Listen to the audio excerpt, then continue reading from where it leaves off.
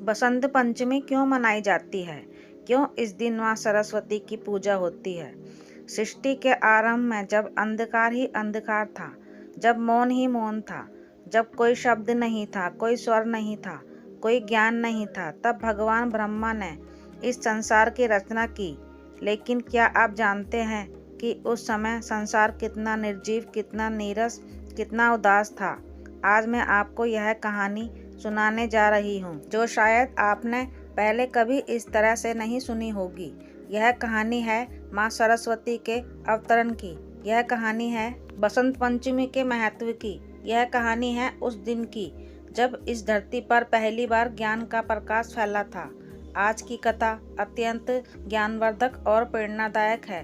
कथा शुरू करने से पहले आपसे एक विनम्र निवेदन है। शास्त्रों में कहा गया है कि अधूरी छोड़ी गई कथा दुख और पाप का कारण बनती है, इसलिए इसे अंत तक अवश्य सुने।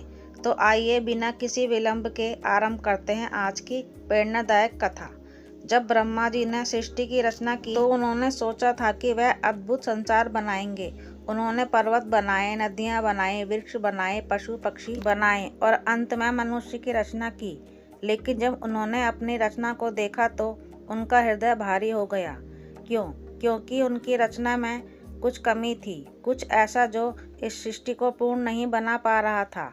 पर्वत थे लेकिन उनकी गूंज नहीं थी, नदियां थी लेकिन उनका कलकल स्वर नहीं था, पक्षी थे लेकिन उनकी चहचहाट नहीं थी, मनुष्य थे लेकिन वह गूंगे थे, एक दूसरे से बात नहीं कर सकते थे। कोई भाषा नहीं थी, कोई संगीत नहीं था, कोई कला नहीं थी, कोई ज्ञान नहीं था। सब कुछ था लेकिन सब कुछ नीरस था, बेजान था। ब्रह्मा जी ने देखा कि मनुष्य भटक रहे हैं। वह अपने मन की बात दूसरों तक नहीं पहुंचा सकते, वह अपनी भावनाओं को व्यक्त नहीं कर सकते।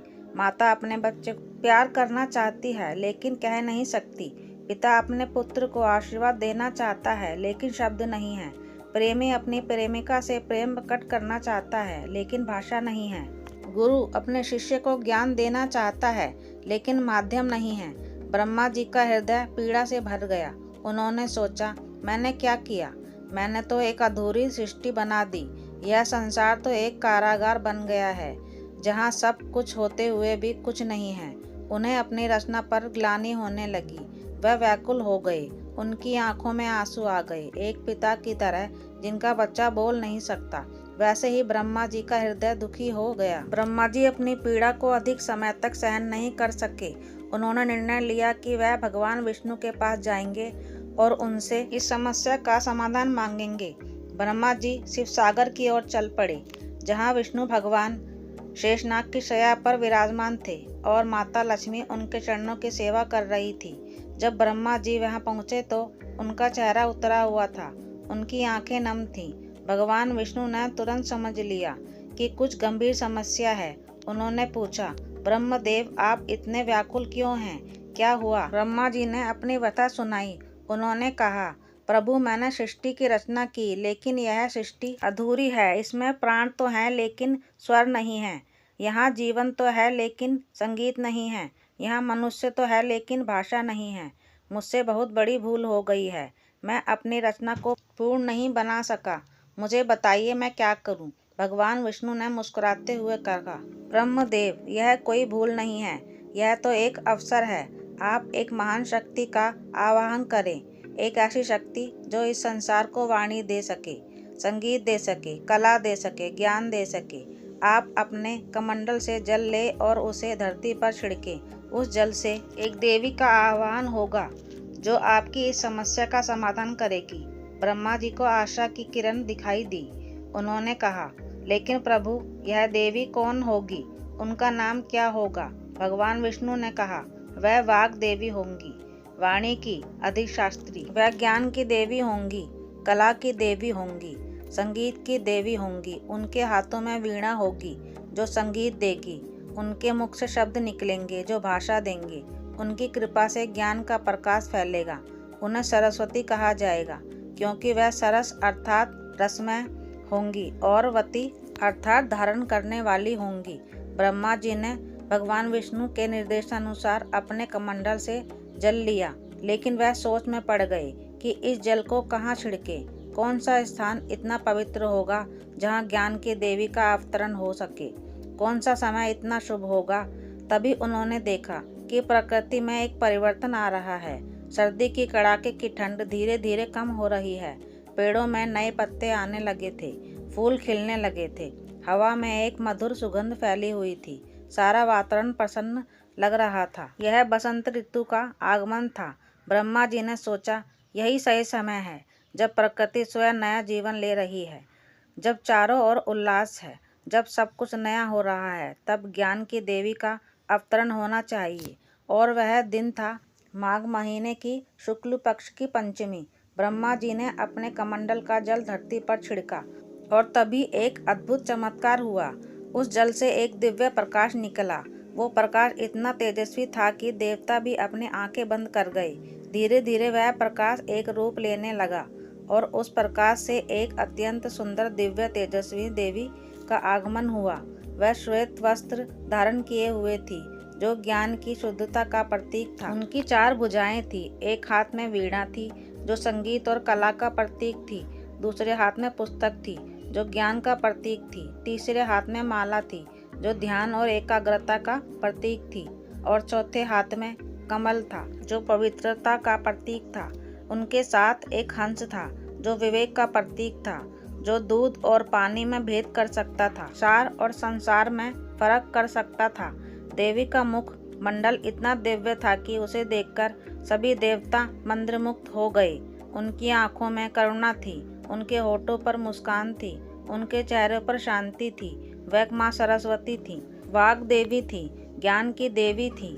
माँ सरस्वती ने जैसे ही अपने हाथों में वीणा उठाई और उसके तार छेड़े, एक मधुर स्वर निकला। यह संसार का पहला संगीत था, पहला स्वर था। सारी सृष्टि स्तंभ रह गई।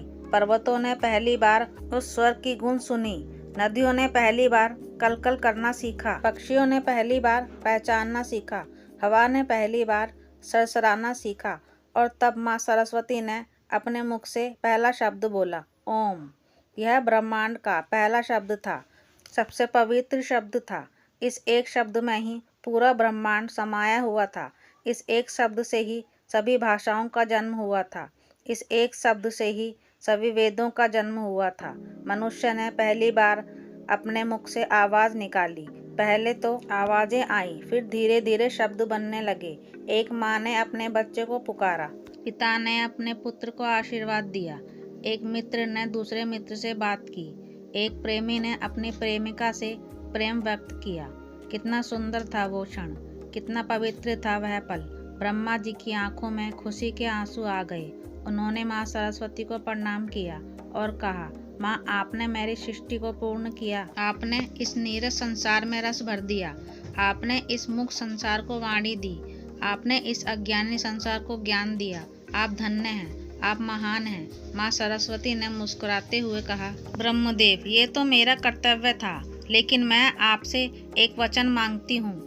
जब भी कोई मनुष्य ज्ञान की कामना करे, जब भी कोई कला सीखना चाहे, जब भी कोई विद्या प्राप्त करना चाहे, तो वह मुझे याद करे, मैं उसे अपना आशीर्वाद दूंगी। लेकिन यह भी याद रखे कि ज्ञान का उपयोग केवल भलाई के लिए होना चाहिए, बुराई के लिए नहीं। ब्रह्मा जी ने कहा, माँ, आपकी यह बात सत्य है, लेकिन मनुष्य तो मनुष्य है, उसमें अच्छाई भी है और बुराई भी। कभी वह आपके ज्ञान का दुरुपयोग भी कर सकता है। माँ सरस्वती ने गंभीरता से कहा, हाँ, यह सत्य है, इसलिए मैं केवल उन्हें ज्ञान दूंगी जिनका हृदय शुद्ध होगा, जिनकी नीयत साफ होगी। और जो घमंड से भरा होगा, जो अहंकारी होगा, उसे मेरा ज्ञान नहीं मिलेगा। ज्ञान तो विनम्रता मांगता है, विवेक मांगता है, समर्पण मांगता है। अब प्रश्न उठता है कि बसंत पंचमी को ही क्यों चुना गया माँ सरस्वती के अवतरण के लिए? इसके पीछे गहरा अर्थ है। बसंत ऋतु नवजीवन की ऋतु है। सर्दी की कठोरता के बाद प्रकृति फिर से जीवित हो उठती है। पेड़ों पर नए पत्ते आते हैं, फूल खिलते हैं, पक्षी चहचहाते हैं, सारा वातावरण खुशी से भर जाता है। यह ऋतु परिवर्तन की ऋतु है, नवीकरण की ऋतु है। ठीक उसी तरह ज्ञान भी मनुष्य को नया जीवन देता है। जब किसी अज्ञानी व्यक्ति को ज्ञान मिलता है तो उसका जीवन बदल जाता है। वह अंधकार से प्रकाश की ओर आता है। वह मूर्खता से विवेक की ओर आता है। यह एक नया जन्म है, एक नई शुरुआत है। माघ महीने की शुक्ल पक्ष की पंचमी को यह अवतरण हुआ। पंचमी का अर्थ है पांचवा दिन।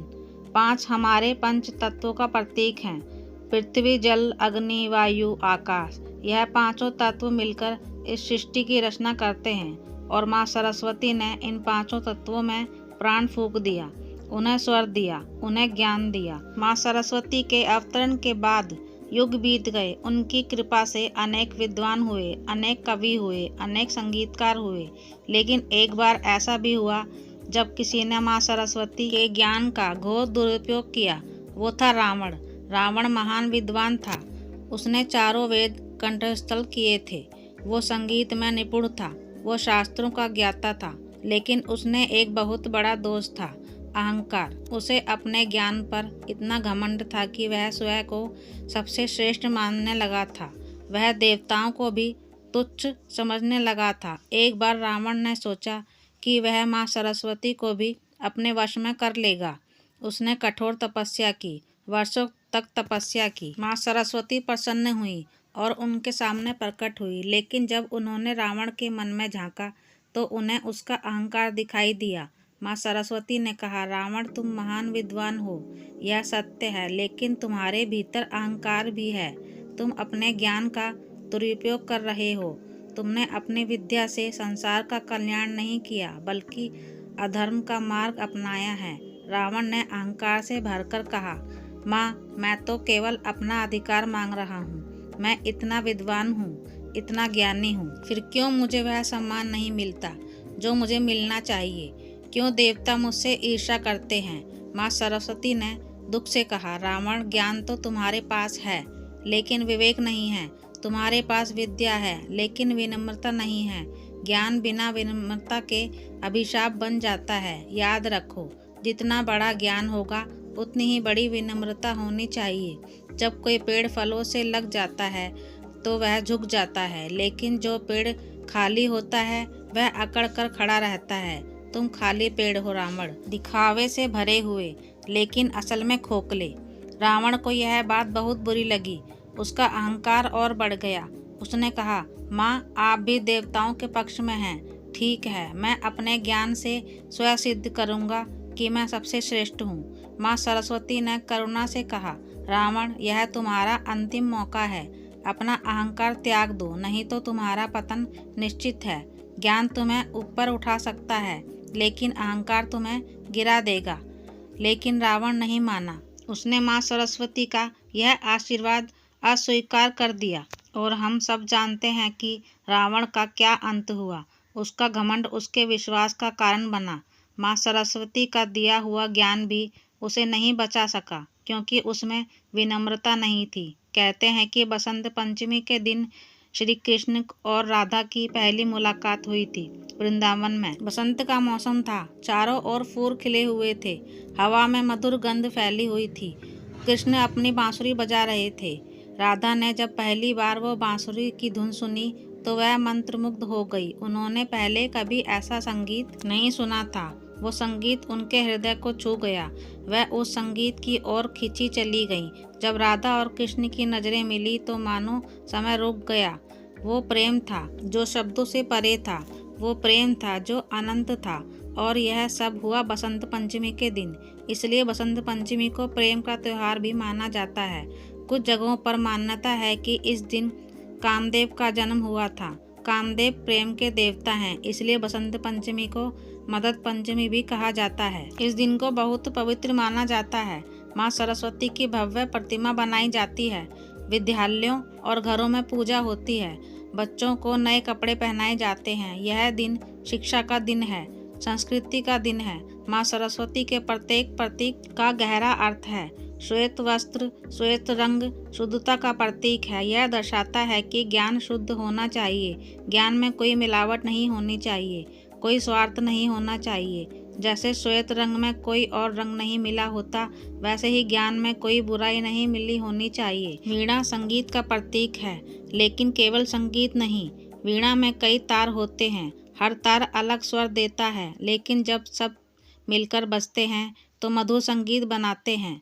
यह प्रतीक है कि जीवन में भी विविधता है। हर व्यक्ति अलग है, लेकिन जब सब मिलकर चलते हैं तो समाज में सामंजस्य बनता है। पुस्तक ज्ञान का भंडार है। यह दर्शाती है कि ज्ञान को संरक्षित करना जरूरी है। पीढ़ी दर पीढ़ी ज्ञान को आगे बढ़ाना जरूरी है। पुस्तक हमारी विरासत है, हमारी संस्कृति है। माला ध्यान और एकाग्रता का प्रतीक है। ज्ञान प्राप्त करने के लिए मन को शांत रखना जरूरी है। एकाग्रता होना जरूरी है। भटकते मन से ज्ञान नहीं मिलता। कमल पवित्रता का प्रतीक है। कमल कीचड़ में खिलता है, लेकिन कीचड़ उसे छू नहीं पाता। वैसे ही एक ज्ञानी व्यक्ति संसार में रहता है, लेकिन संसार की बुराइयां उसे प्रभावित नहीं कर सकती। वह निर्लिप्त रहता है। हंस विवेक का प्रतीक है। कहते हैं कि हंस दूध और पानी के मिश्रण से केवल दूध पी सकता है, पानी छोड़ देता है। वैसे ही एक ज्ञानी व्यक्ति सार और असार में भेद कर सकता है। वो सत्य को पहचान सकता है, असत्य को त्याग सकता है। चार भुजाएं चार दिशाओं का प्रतीक हैं। यह दर्शाता है कि ज्ञान सर्वव्यापी है। ज्ञान की कोई सीमा नहीं है। माँ सरस्वती सभी दिशाओं में ज्ञान का प्रकाश फैलाती हैं। तो यह थी कहानी माँ सरस्वती की। यह थी कहानी बसंत पंचमी की। माँ सरस्वती ने इस संसार को वाणी दी, संगीत दिया, कला दी, ज्ञान दिया। उन्होंने इस नीरस संसार को रसमय बना दिया। उन्होंने इस मूक संसार को स्वर दिया। उन्होंने इस अज्ञानी संसार को ज्ञान दिया। उन्होंने इस नीरस संसार को रसमय बना दिया। उन्होंने इस मूक संसार को स्वर दिया। उन्होंने इस अज्ञानी संसार को ज्ञान का प्रकाश दिया। तो आइए इस बसंत पंचमी पर हम सब मिलकर माँ सरस्वती से प्रार्थना करें, उनके ज्ञान मांगे, विवेक मांगे, शक्ति मांगे, लेकिन साथ ही विनम्रता भी मांगे, करुणा भी मांगे, प्रेम भी मांगे, क्योंकि ज्ञान तभी सार्थक है जब उसके साथ प्रेम हो, करुणा हो, मानवता हो।